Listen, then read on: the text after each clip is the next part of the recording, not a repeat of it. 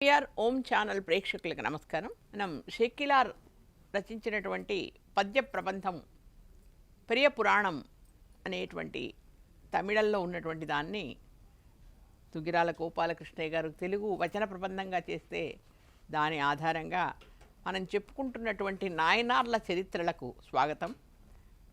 63 నాయనార్లు మన దేశంలో క్రీస్తు శకం 5వ శతాబ్ది నుంచి 10వ శతాబ్దం దాకా నిజంగా వీళ్ళు జీవించినటువంటి విధానం, శివభక్తి తత్పరతతో తరించినటువంటి విధానం ఒక కావ్యంగా రాయడం అనేది ఒక మహాభాగ్యంగా మనం భావించవచ్చు. ఎందుకంటే అప్పుడు జరిగినటువంటి చారిత్రక, రాజకీయ, సామాజిక, సాంఘిక విషయాలన్నీ కూడా ఏ పెరియ పురాణాల ద్వారా తెలుస్తూ ఉన్నాయి. ఒకవైపు చోళరాజ్యం, ఒకవైపు పాండ్యరాజ్యం, ఒకవైపు మలయాళ దేశం, ఇటువంటి దక్షిణా ప్రాంత మొత్తం కూడా చరిత్రలన్నీ కూడా మనకి ఈ శివభక్తుల యొక్క చరిత్రలతో కలిసి ఉండడంతో చరిత్రని కూడా చదువుకున్నట్టుగా మనకు అవుతూ ఉంది. కాబట్టి అటువంటి పెరియ పురాణంలో నుంచి మరొక కథ చేరమాన్ పెరుమాళ్ నాయనార్ కథ. ఇది ఒక అద్భుతమైనటువంటి మంచి కథ. చేరమాన్ పెరుమాళ్ నాయనార్ అనేటువంటి కథ. ఇది మలయాళ దేశంలో పుట్టినటువంటి పెరుమా కోడయార్ అనేటువంటి ఆయన యొక్క కథ.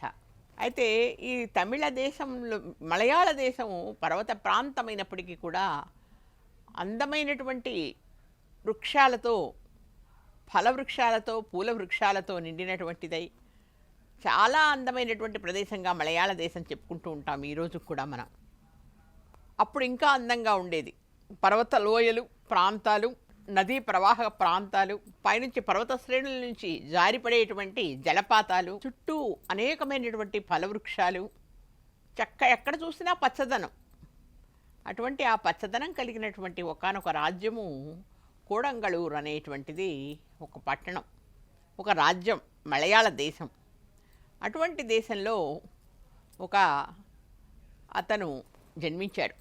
పెరుమా కోడయార్ అనేటువంటి ఆయన శైవానికి పెద్దపీట వేసేటటువంటి విధంగా జన్మించారు ఆయన. చేరరాజులు వీళ్ళని ఏమనేవాళ్ళు అంటే చేరరాజులు అనేవాళ్ళు. ఈ చేరరాజులు కోడయార్ అనే పేరుతో వినితికెక్కారు. వారు పాలించే నగరం సకల పుష్పోద్యానవనాలతో, పైరు పంటలతో హృదయానికి ఆనందం కలిగించే విధంగా సుభిక్షమై ఉన్నది. అక్కడ మనకి పూర్వజన్మ ఫలంగా, వారి వంశం వాడు పూర్వజన్మ ఫలంగా ఒక పెరమా కోడయార్ అనేటువంటి అతను అవతరించాడు. ఆ సమయంలో ఆకాశం నుంచి పుష్పవృష్టి కురిసింది. దేవతలు దొందుభులు మ్రోగించారు. అంటే ఒక పుణ్యమైనటువంటి వాడు జన్మించినప్పుడు భూలోకంలో అలాంటివి జరుగుతూ ఉంటాయి. మనకి శ్రీహరి దశావతారాలు కూడా వచ్చినప్పుడు కూడా పుష్పవృష్టి కురిపించారు దేవతలు. ఎందుకంటే భూలోకంలో వచ్చినటువంటి రాక్షసులను సంహరించాడు కదా.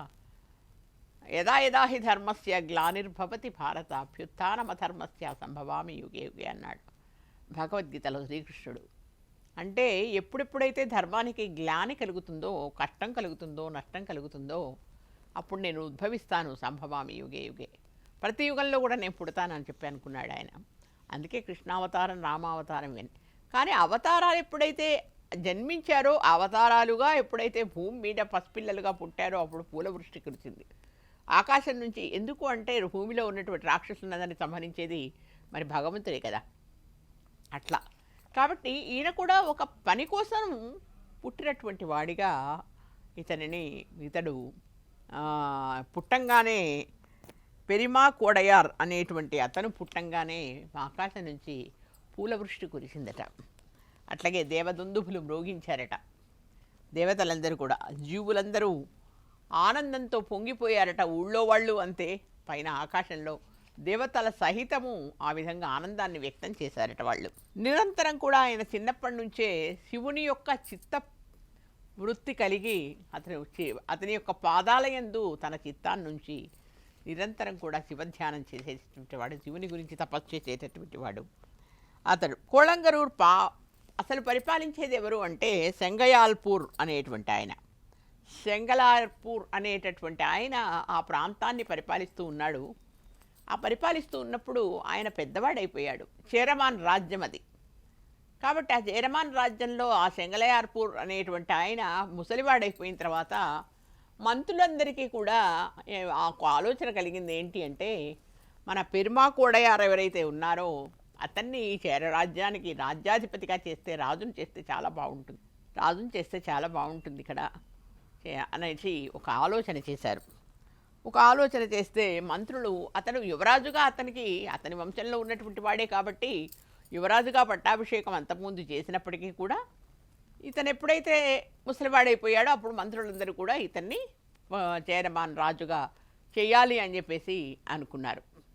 అనుకున్నప్పుడు అడిగితే మంత్రులందరూ కలిసి మీరు రాజుగా ఉండవలసింది, ఇక్కడ మీకు అర్హుడైనటువంటి వాడు ఉండాలి కాబట్టి, రాజు అంటే అర్హుడైనటువంటి వాడు ఉండాలి కాబట్టి మీరు శివదీక్షాపరులు, శివభక్తి తత్పరులు అయినప్పటికీ కూడా మీరు ఇక్కడ రాజుగా ఉండవలసింది అని చెప్పి కోరారు. అయితే వాళ్ళు కోరారు, సరే నేను అర్హుడినా కాదా అనేది శివుడు తేల్చాలి, నేను కాదు అనుకుని ఇతను ఏం చేశాడంటే, ఎంత గొప్ప ఆలోచన చూడండి. భగవంతుడు తేల్చాలట, మనం ఆ పదవికి అర్హుడిని అవునా కాదా అనేటువంటిది భగవంతుడు తేల్చాలట. ఆ భగవంతుడు తేలిస్తేనే మనం ఆ పదవికి అర్హుడం అవుతూ ఉంటాం మనం.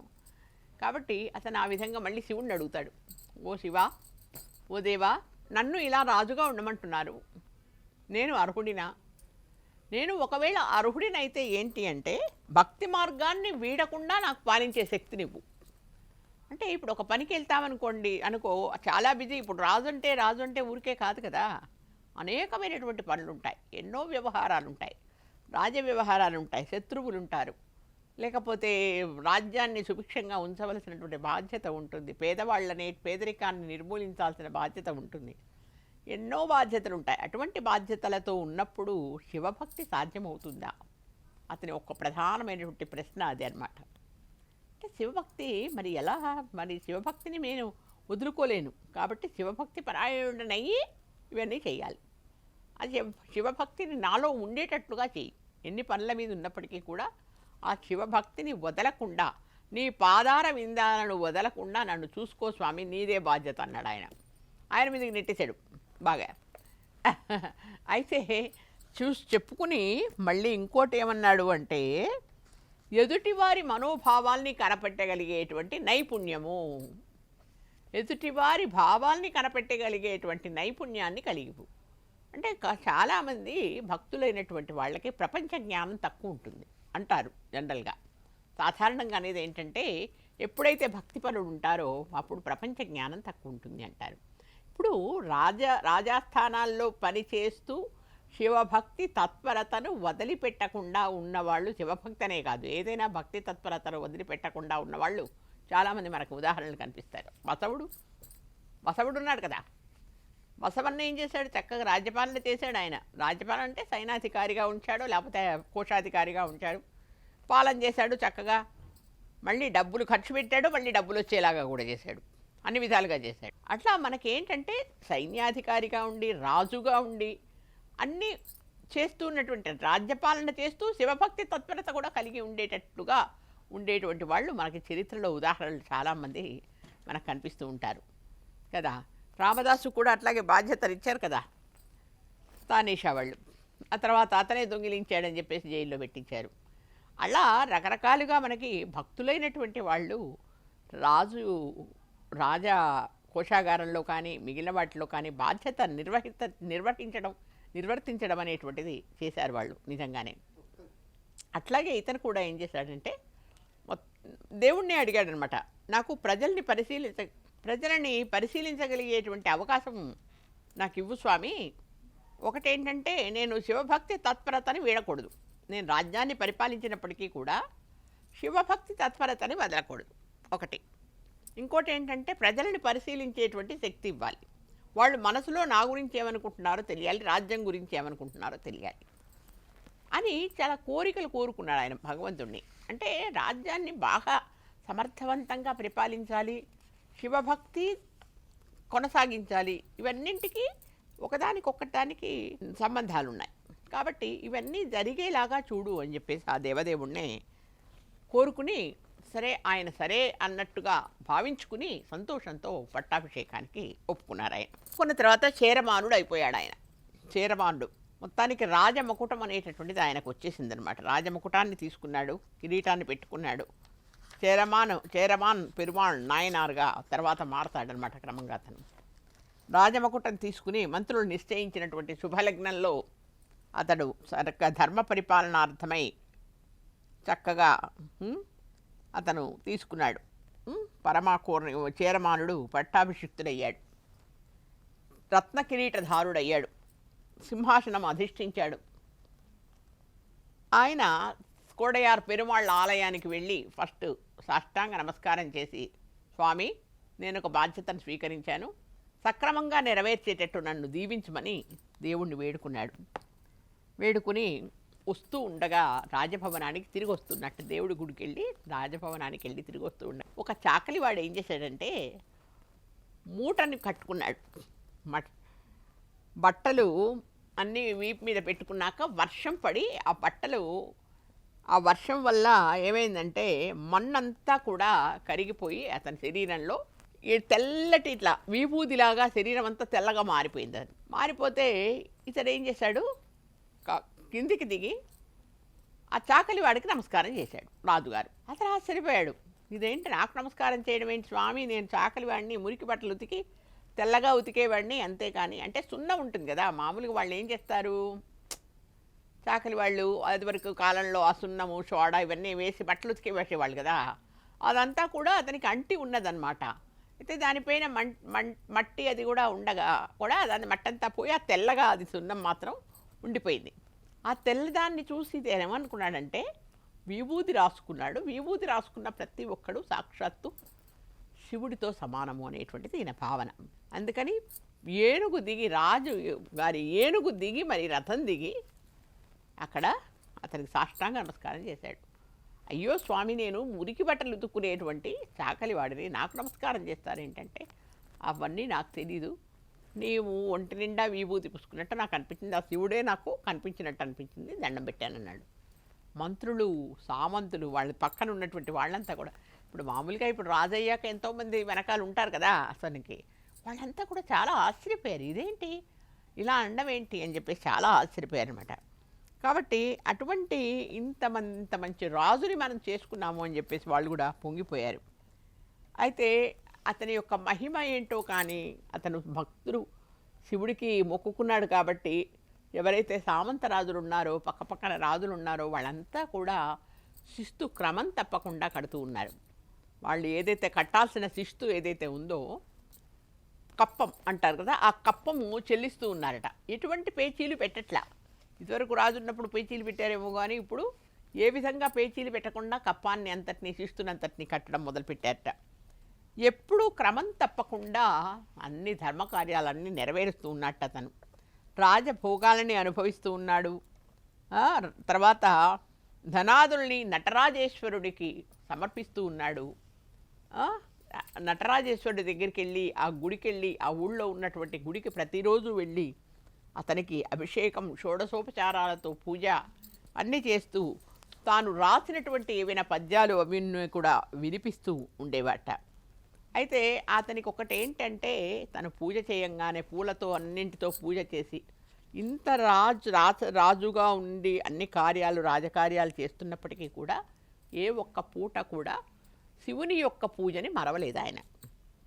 మరవకుండా ప్రతిరోజు తను పూలను తీసుకుని వెళ్ళి ఇంకా మిగిలిన వాటిని తీసుకుని వెళ్ళి పూజా ద్రవ్యాలను తీసుకుని వెళ్ళి చక్కగా అభిషేకం చేసి పూలతో అలంకరించి శివుడిని అంతా అయితే అంతా చేసిన తర్వాత తనకి ఏం జరిగేదట రోజు అంటే కాలి అందెల సవ్వడి వినిపించేదట. అంటే ఆ శివుడు నాట్యం చేస్తున్నప్పుడు కాలి అందెల సవ్వడి ఏ విధంగా వస్తుందో ఆ అందెల సవ్వడి వినిపించేదట. అంటే అతని పూజని నేను స్వీకరించాననేటువంటి ఒకానొక భావన అన్నమాట. ఆ శివుడు ఎంత పరమాత్ముడు చూడండి, ఆయన ఎంత భోళాశంకరుడు అంటే మనం మనసారా కొలిస్తే కానిదంటూ ఉండదు. ఆయనకు అలంకారాలు అవసరం లేదు. ఒక చెంచాడు నీళ్లు చాలు, ఒక చెంబెడు నీళ్లు చాలు శివుడికి. అంతేకాని ఏవేవో గొప్ప గొప్పవేవో కావాలి, అలంకార ప్రియుడు కాదు, అభిషేక ప్రియుడు ఆయన. అందుకే మనం ఏంటంటే శివుణ్ణి కొలవడానికి ఏమక్కర్లేదు. అసలు భగవంతుడిని వాడే అంతే, మనమే ఆడంబరాలు ఎక్కువ చేసుకుంటున్నాం. పత్రం పుష్పం ఫలం తోయం అన్నారు. ఏంటి 4 కావాలట అంతే.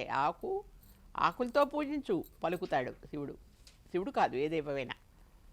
పత్రం పుష్పం పువ్వులు, మనకి వెనకాల మన ఇంట్లో పూసేటటువంటి పువ్వులు 4 తీసుకొచ్చి పెట్టు, సంతోషపడతారు. ఫలం తోయం పండు, ఏదైనా మన ఇంట్లో ఉన్నప్పుడు ఓ పండు, ఏమీ లేకపోతే ఓ కిస్మిస్ లాంటిదో ఓ ఖర్జూరం లాంటిదో తెచ్చిపెట్టు, సంతోషపడతాను. ఫలం తోయం, ఏమీ లేవనుకో, ఆ 3 కూడా లేవనుకో, తోయం అంటే నీళ్లు, ఉట్టి నీళ్లు పోయి చాలు, శివుడు సంతోషపడతాడు. ఆ విధంగా ఇతడు అన్నీ అభిషేకం చేసి అన్నీ శివుణ్ణి సంతృప్తిపరిచి పూలతో పూజలు చేసి అన్ని పూజలు యథాప్రకారంగా రాజుగా తాను ధర్మాలన్నీ నెరవేరుస్తూ మళ్ళీ గుడికెళ్ళి ఇవన్నీ చేస్తూ ఉండేవాట చేరమానుడు.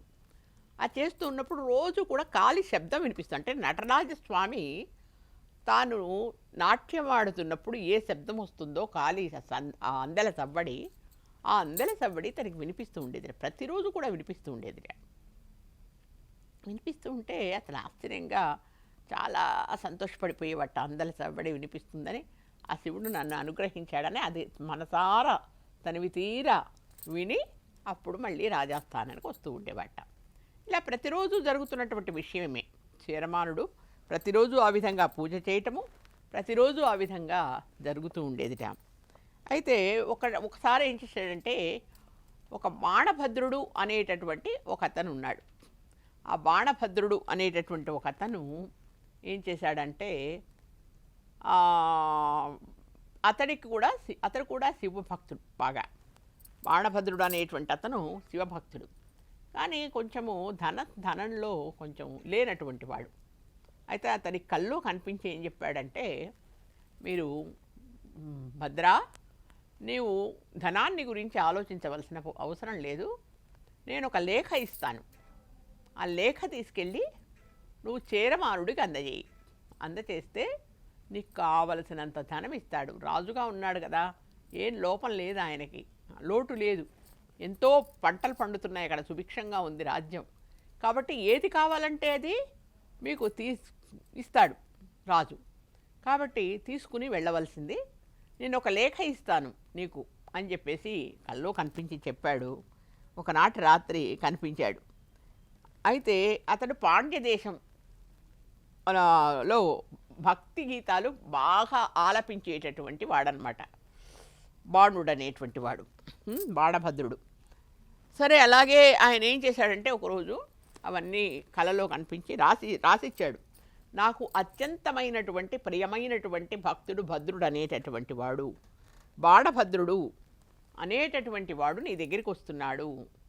నాకు అత్యంత ప్రియమైనటువంటి భక్తుడైనటువంటి చేరమానుడా అని సంబోధిస్తూ శివుడి లేఖని ఆ బాణభద్రుడికి ఇచ్చాడు. అంటే అతనికి కల్లో కనిపించి చెప్పాడు, ఇతనికి కల్లో కనిపించి చెప్పాడు.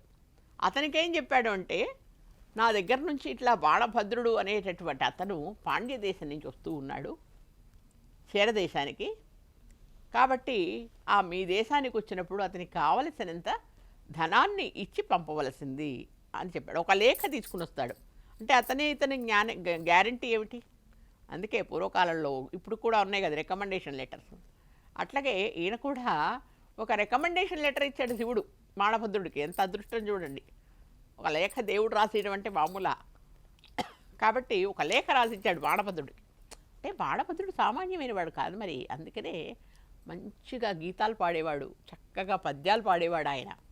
తన మీద ఎన్నో రాసేటటువంటి భక్తిపరుడు ఆయన. అందుకే అతని మీద ప్రేమ కలిగి శివుడు ఏం చేశాడు, నువ్వు పేదరికంతో బాధపడద్దు, నా భక్తుడు ఉన్నాడు ఇంకోడు చేరమానుడు, అతని దగ్గరికి వెళ్ళు, లేఖ తీసుకుని వెళ్ళు, అతను కావలసినంత డబ్బిస్తాడు నీకు అని అలాగే రాసి రాయునది అని రాసి, బాణభద్రుడు అనేటువంటి వాడు నా భక్తుడు ఒకటి నీ దగ్గరికి వస్తున్నాడు, నువ్వు కావలసినంత ధనం అతనికి ఇచ్చి పంపవలసింది, అతనికి కావలసినంత ధనం ఇచ్చి పంపవలసింది అని రాసి పంపిస్తాడు. నిన్ను చూసేందుకు వస్తున్నాడు, అతనికి చాలినంత ధనాన్ని ఇవ్వు అంటే, సరే అట్లాగని ఎప్పుడెప్పుడు వస్తాడా బాణభద్రుడు అని ఎదురు చూస్తూ ఉన్నాడు చేరమానుడు. నిజంగానే ఒకసారి అనుకోకుండా ఇక తెల్లవారో ఆ తెల్లవారో అతని దగ్గరికి వచ్చాడు. వచ్చి ఆ లేఖనిచ్చాడు. లేఖనిచ్చేసి అతనికి అర్థమైపోయింది ఇతను శివుని రాసినటువంటి లేఖని నాకు కూడా కల్లో కనిపించి చెప్పాడు శివుడు ఇస్తాడు అని. కాబట్టి తెచ్చాడని చెప్పి చాలా సంతోషపడిపోయి అతను ఏం చేస్తాడంటే ఇక అవధి లేదు అతని సంతోషానికి. ఎందుకంటే ఒక శివుడు లెటర్ రాసి ఒక లేఖ రాసి ఒక భక్తుడి చేత ఇంకో భక్తుడికి పంపడం ఎంత గొప్ప విషయం అది.